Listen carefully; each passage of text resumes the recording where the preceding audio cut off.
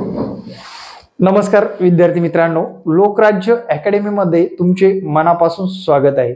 विद्यार्थी मित्रांनो, आज आपण छत्रपती संभाजीनगर विभाग या संभाजीनगर ग्रामीण पोलीस शिपाई पेपर डी नंबरचा सोल्युशन पाहणार आहोत। काही गणिताच्या ट्रिक्स पाहणार आहोत। व्हिडिओ संपूर्ण बघा। आवडला तर नक्की शेअर करायला विसरू नका आणि सबस्क्राइबचं बटन दाबायला सुद्धा विसरू नका। विद्यार्थी मित्रांनो, गणित विषय 90% लोकांना थोडासा अवघड जातो। आपण एकदम सोप्या भाषेमध्ये गणित क्लासमध्ये असेल किंवा ऑनलाईनच्या माध्यमातून सुद्धा शिकवत असतो। तर नक्कीच तुम्ही आपल्या सबस्क्राइब केलंच असेल। चला मित्रांनो, पाहू गणित काय दिलेलं आहे।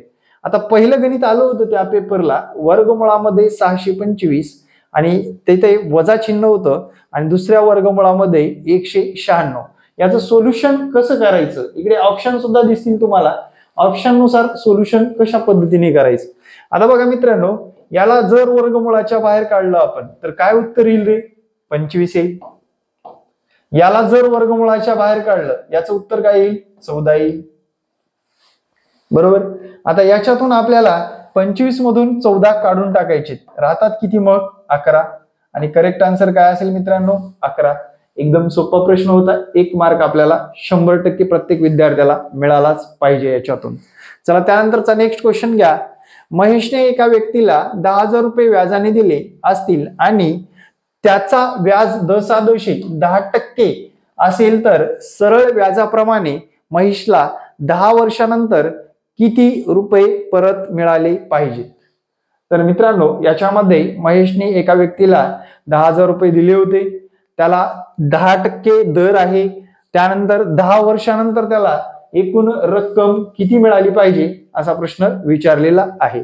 पहा, 10,000 रुपयावर बघा मांडणी करताना कसं करतो? 10,000 10% दर 10 वर्षासाठी दिले, भागाकारात 100।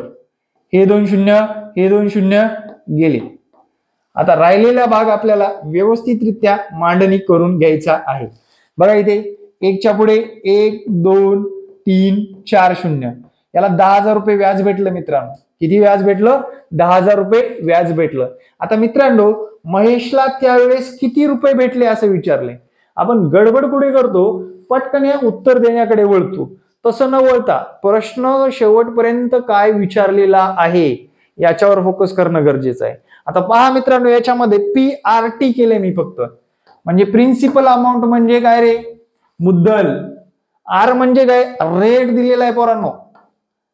आणि टी म्हणजे टाइम ऑफ पियर, किती टाइम आहे ते। PRT भागिले 100 केलं।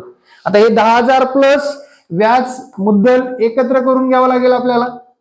म्हणजे महेशला 10 वर्षानंतर त्याचे 10,000चे डबल म्हणजेच 20,000 रुपये मिळाले। किती मिळाले? 20,000 रुपये मिळाले। अशा पद्धतीने या प्रश्नाचं सोल्युशन करणं गरजेचं होतं। ठीक आहे, चला त्यानंतरचा नेक्स्ट क्वेश्चन घ्या। आता मित्रांनो, हा बोर्ड मासाचा प्रश्न आहे। कसा आहे? बोर्ड मासाचा प्रश्न आहे। याच्यामध्ये तुम्हाला ब्रॅकेट अगोदर, ब्रॅकेटमध्ये सुद्धा जर भागाकार असेल तर भागाकार, गुणाकार नसेल तर गुणाकार, मग तुम्हाला कंस भाग बेव असतं, त्या पद्धतीने आपल्याला इथे सोडवून घ्यायचं आहे। पहा मित्रांनो, 500 गुणाकारात 0.8, गुणाकारात 0.5, भागाकारात 2 बरोबर क्वेश्चन मार्क। आता याचं उत्तर आपल्याला शोधायचं आहे। 500 गुणाकारात 8 किती होतात रे? किंवा आपण ह्याचा गुणाकार करून घ्या। 8 पंचे 40 झाले मित्रांनो, इथे 40 दशांश द्या, गुणाकारात 500 करा, गुणाकारात 500 करा। आता परत याचं गुणाकार करून घ्या खाली, 5 2 3, ठीक आहे। 5 दशांश देऊन टाका, 200 झालं। किती झालं? 200। आता भागाकारात 2 आहे, भागाकारात 2 करा। उत्तर काय आलं रे फायनली? 100।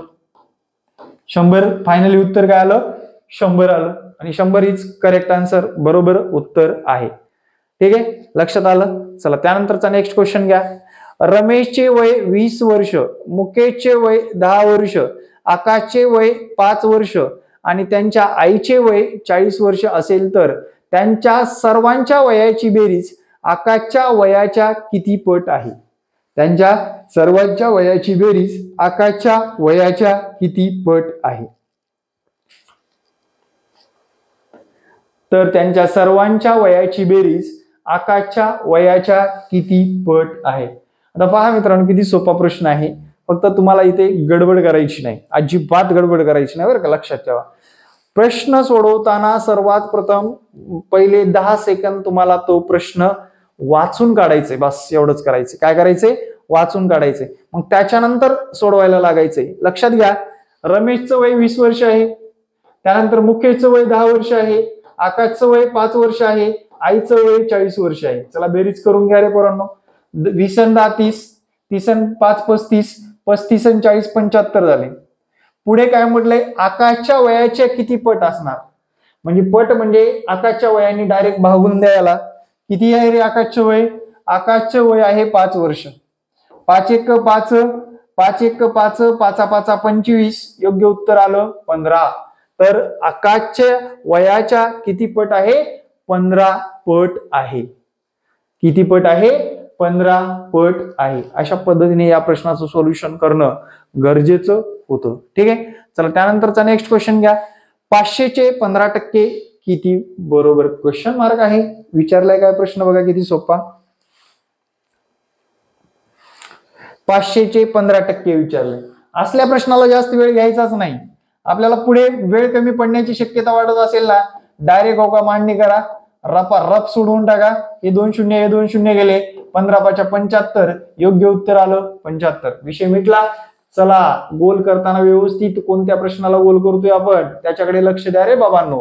आणि आता जे विद्यार्थी पोरांनो लक्ष द्या इकडं, जे विद्यार्थी प्रश्नपत्रिका सोडवतायत, बाजारामधून तुम्हाला एखादं जेरॉक्स आणायचं 100 प्रश्नांचं, त्याच्यावर सोडवायचं, गोल करायला, राऊंड करायला शिकायचं आणि टाइम लावून प्रश्नपत्रिका सोडवायच्या. वेळ पुरला नाही, प्रश्न राहिले, अशी उत्तरं देता येत नसतात. 4 गाड्यांचा वेग 10 किलोमीटर, 40 किलोमीटर, 50 किलोमीटर, ताशी 20 किलोमीटर असेल तर सरासरी वेग काढा. तर ताशी 20 किलोमीटर असेल तर सरासरी वेग काढायचा आहे. सरासरी वेग आपल्याला शोधायचा आहे. आता 4 गाड्या आहेत मित्रांनो. 10 किलोमीटर प्लस दिलं, 40 किलोमीटर प्लस दिलं, 50 किलोमीटर प्लस दिलं, 20 किलोमीटर झाल्या 4 गाड्या. अरे 4 लोक आहेत, यांचा सरासरी वेग काढायचे, एक अवरेज वेग काढायचे. करा बेरीज, भागाकार 4, 50 100 आणि 120, 120 भागाकार 4 करा. 4 एक 4, 4 त्रिक 12, 0 30 हे उत्तर आपलं करेक्ट येणार आहे. ताशी 30 किलोमीटर वेगाने त्या गाड्या सरासरी वेगाने जात आहेत हे आपल्याला इथे सांगता येत असतं मित्रांनो. अशा पद्धतीने तुम्हाला हा प्रश्न सॉल्व्ह करायचे. तर त्याच्यानंतरचा प्रश्न काय विचारले बघा, बोर्ड मासावर आधारित आहे. बोर्ड मासावर आधारित आहे बघा. काय म्हटलंय? 25 भागाकारात 3 अधिक 66 हा एक कंस झाला. गुणाकारामध्ये दुसऱ्या कंसात 10 मधून 5, 10 मधून 5 गेले, इथं शून्यच राहतात मित्रांनो. आता जर इथं गुणाकाराचं चिन्ह आहे, इकडे काहीही करत बसला तरी त्या संख्येला जर शून्याने गुणलं तर उत्तर काय येईल रे? त्या संख्येला शून्याने गुणलं तर काय उत्तर येईल? ठोकळा, शून्यच येईल. मग उत्तर आपलं शून्य असणार आहे. इथं आपल्याला नियमाशिवाय सोडवता येत नाही. म्हणून कोणत्याही संख्येला जेव्हा आपण शून्याने गुणाकार करतो, कोणत्याही संख्येला शून्याने गुणाकार करतो तेव्हा उत्तर 0 येत असतं. लक्षात घ्या, फक्त नियम करायचे. पहा मित्रांनो, प्रश्न जबरदस्त आहे. त्रिकोणाचे क्षेत्रफळ किती? या प्रश्नामध्ये काय म्हटलंय आपल्याला? त्रिकोणाचे क्षेत्रफळ काढायला सांगितले पोरांनो.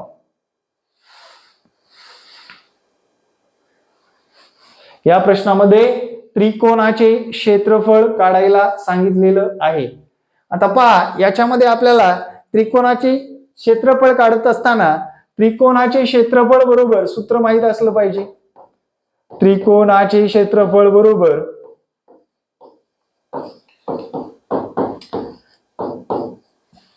1/2 गुणाकारात पाया गुणाकारात उंची.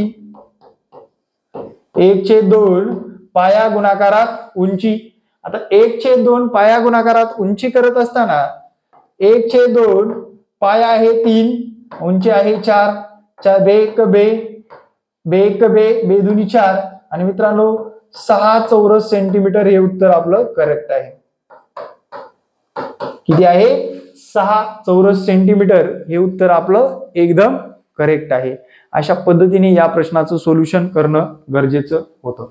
ठीक आहे. चला त्यानंतरचा नेक्स्ट क्वेश्चन घ्या.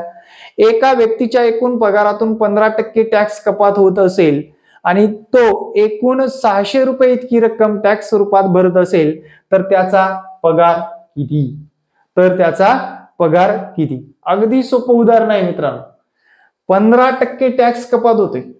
15 तेव्हा 600 आहे, 100 तेव्हा क्वेश्चन मार्क. बस एवढंच मांडणी करायची आपल्याला.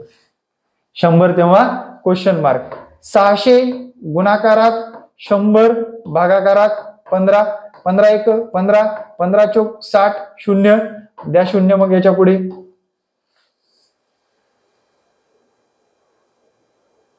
बरोबर किती? याच्या पुढे शून्य द्या. 4000 40,000 15%. 6,000 असणार आहे मित्रांनो. 6,000 रुपये असणार आहे इथे, तेव्हाच उत्तर येईल. इथे एक शून्य वाढवावं लागेल आपल्याला, म्हणजे 40,000 हे उत्तर आपलं करेक्ट असणार आहे. इथे आपलं 6,000 असणार आहे. टॅक्स किती कटतोय?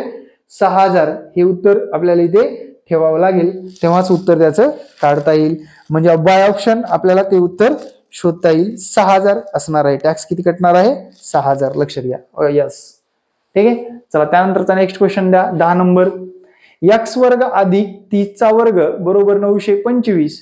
तर x ची किंमत किती? तर x ची किंमत किती? खूप सोपं उदाहरण आहे. x वर्ग अधिक 30चा वर्ग 600 बरोबर 925.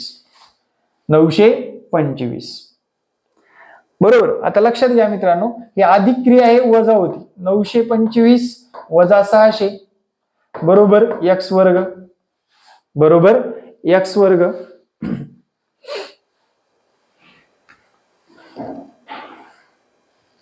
क्लिअर? इथपर्यंत क्लिअर मित्रांनो? काय म्हटलंय आपल्याला? x वर्ग बरोबर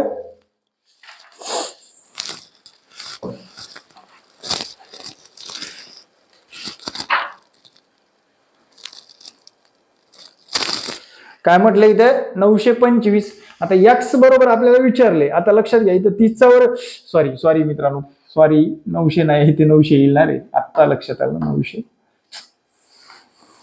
अशी गडबड होती बरं का कधी कधी. 30चा वर्ग 600 नाही, 900 येतो. x वर्ग बरोबर 925 वजा 900.